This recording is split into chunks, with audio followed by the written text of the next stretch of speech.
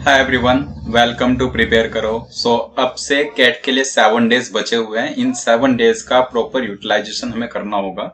एक proper strategy के साथ हम आगे बढ़ेंगे। इन 7 दिनों में क्या चीजें करनी है, क्या चीजें अवॉइड करनी है, इन डेज में कितने मॉक्स अटेम्प्ट करने चाहिए, डीएलआर को कहाँ से पढ़ना है, क्वांट में क्या पढ़ना है और कहाँ से पढ़ना है, इन सब चीजों के लिए मैं यहाँ पर आया हूँ आज आपके साथ में ये चीजें यहाँ पर शेयर करने। ठीक है, तो वीडियो को एंड तक देखेंगे और एक एक चीज को अच्छे से समझेंगे। मैं यहाँ पर जो भी बात आपको बताने जा रहा हूँ, right.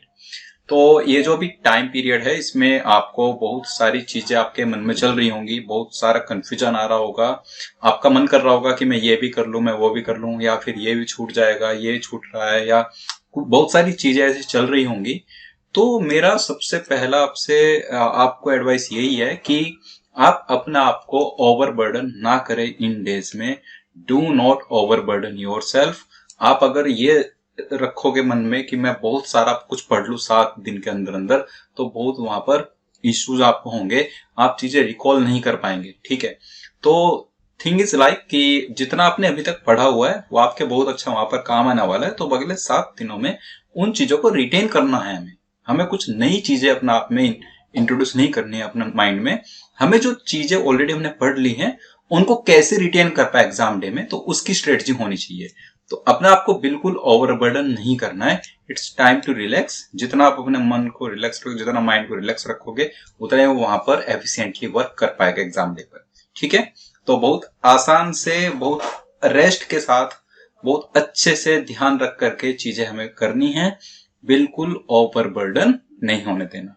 Okay, next thing is panic नहीं करना है। आपके मॉक्स के स्कोर्स अप्स डाउन्स ये सब होते रहेंगे, हो रहे होंगे जिन लोगों के भी, जो भी चीजें, लेकिन उन चीजों को देख करके हमें पैनिक नहीं करना है। मैं बहुत सारी वीडियोस ऐसी ऑलरेडी आपको बता चुका हूँ, ऑलरेडी शेयर कर चुका आपके साथ में कि कैट के एग्जाम में हमें इजी क्वेश्चंस मिलते हैं, बस वहां पर उनको ढूंढना होता है। ऐसा नहीं है कि सिर्फ वहां पर डिफिकल्ट क्वेश्चंस ही होते हैं, इजी सवाल भी आते हैं, चाहे वो डीएलआर सेक्शन में क्यों ना हो।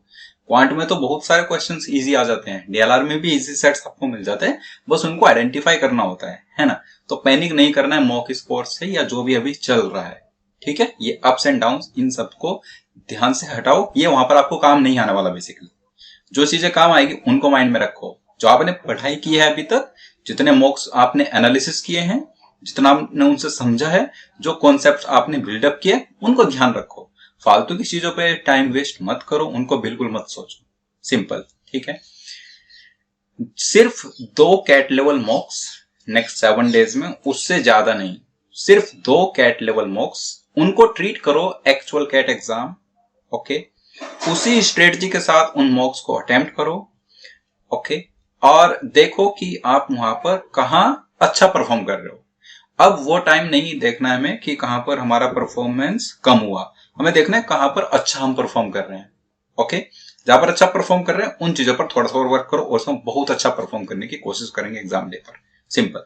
ठीक है, तो ये चीजें हैं, सिर्फ 2 ही मॉक्स हमें अटेम्प्ट करने कैट लेवल के। ओके, फिर हम डेली 5 वीडियोस देखेंगे। मैंने जैसे वीडियो के स्टार्टिंग में बताया कि डीएलआर को कहां से प्रिपेयर करें, क्वांट को कहां से प्रिपेयर करें, इनमें क्या चीज पढ़नी है।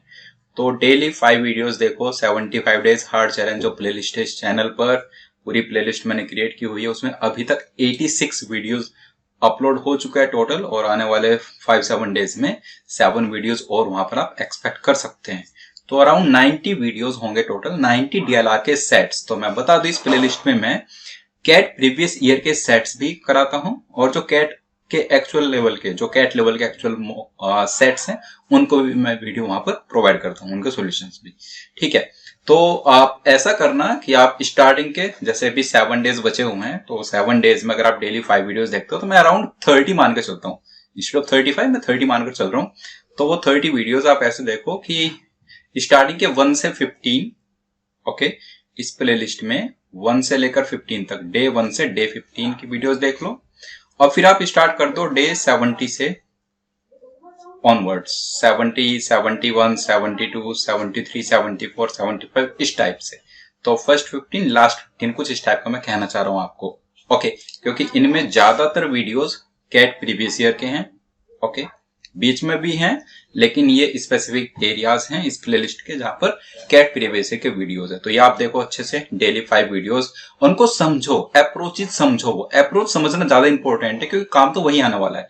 कैट में ऐसा तो नहीं होगा ना कि अच्छा कैट 22 में ये सेट आया था तो कैट 23 में भी वही सेट आ जाएगा, ऐसा तो नहीं है हमें। लेकिन वो अप्रोच काम आ सकता है, सिमिलर टाइप का सेट वहां पर हम एक्सपेक्ट कर सकते हैं, या सिमिलर टाइप के अप्रोच से जो आंसर हम कर पाए। ठीक है, तो ये देखना है। उसके बाद बात आती है क्वांट की। तो क्वांट में मैं आपको बोलूंगा कि सिर्फ एरिथमेटिक को बहुत अच्छे से पढ़ लो, एकदम कंप्लीट, कुछ भी उसका सेक्शन छूटना नहीं चाहिए। 8 चैप्टर्स हैं, right? Percentages, profit loss, simple and compound interest, average, mixture allegation, time and distance, time and work, simple equation, ratio, proportion, variation. ये 8 चैप्टर्स हैं। कहां से पढ़ेंगे? तो मैंने पूरा क्रैश कोर्स अपलोड किया हुआ है क्वांट का, उसमें आप लेक्चर 1 ऑनवर्ड्स देखोगे तो स्टार्टिंग के 8 लेक्चर्स आपको अरिथमेटिक के ही मिलेंगे। ठीक है, तो वो प्लेलिस्ट का लिंक भी वीडियो के इसके डिस्क्रिप्शन में आपको प्रोवाइड कर दूंगा। चैनल पर भी आप जाएंगे तो वहां पर आप प्लेलिस्ट में जाकर देखोगे, सीधा आपको मिल जाएगी। क्रैश कोर्स के नाम से प्लेलिस्ट है, कैट 23 क्रैश कोर्स। ठीक है, तो वहां से आप पूरा अरिथमेटिक अच्छे से पढ़ लो। ओके, ये आसान वाला पार्ट है और इससे कैट में अच्छे खासे नंबर ऑफ क्वेश्चंस आ जाते हैं, तो वहां पर वो छूटने नहीं चाहिए हमारे। तो मेन हमें 7 डेज में इसको रिटेन करके रखना है। बाकी जो आपने अलजेब्रा, ज्योमेट्री, नंबर से सब पढ़ा वो भी वहां पर काम आएगा, राइट? लेकिन अभी इसको कंप्लीट कर लो।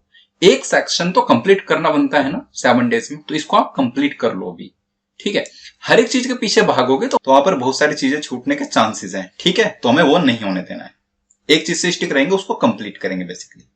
ठीक है, और last and the most important part, just take care of your health. Health का कोई भी इश्यू नहीं होना चाहिए। एग्जाम डे पर परफॉर्म करना है तो हम हेल्दी रहें, वो सबसे ज्यादा रिक्वायर्ड है। वहां पर हमारा माइंड अच्छे से वर्क तभी कर पाएगा एफिशिएंसी के साथ। ठीक है, तो यही है 7 डेज का प्लान। मैं आपको इससे ज्यादा कुछ नहीं बताने वाला हूं। इन 7 डेज में ये चीजों पर आप काम करो और फिर देखो आप कितना अच्छा वहां पर परसेंटाइल स्कोर करते हैं। ठीक है, नेक्स्ट टाइम मिलेंगे किसी और वीडियो में, इसी टाइप का कुछ मैं आपको एडवाइस करूंगा। ठीक है, तो मिलते हैं नेक्स्ट टाइम, तब तक के लिए बाय बाय।